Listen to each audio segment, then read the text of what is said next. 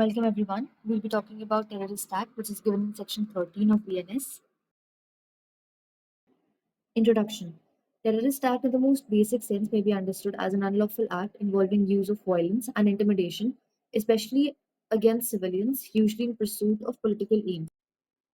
And it is noteworthy that while BNS talks about terrorist act in section 113, there's no specific mention of the same in IPC. Now let's move on to ingredients of terrorist act. Objectives.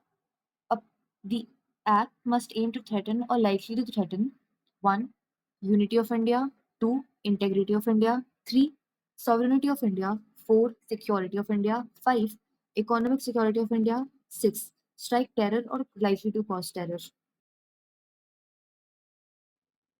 Up next is methods of commission, which broadly include using dangerous substances like explosive, flammable substances, etc.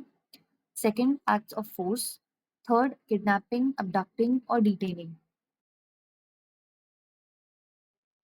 Following that, we have punishment for terrorist acts. First, if the offense results in death, the offender will be punished either by death or imprisonment for life and shall also be liable for fine.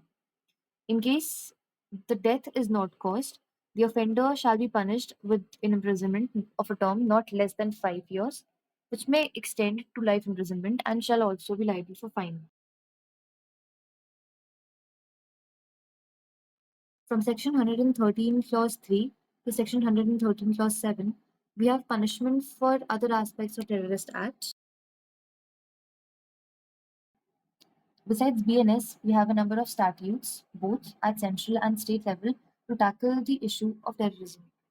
These include the National Security Act 1980, Terrorist and Disruptive Activities Prevention Act 1987, Unlawful Preventions Act 1967, etc. at central level. And many states like Assam, Chandigarh, Maharashtra, Nagaland, Punjab, etc., have their own domestic statutes.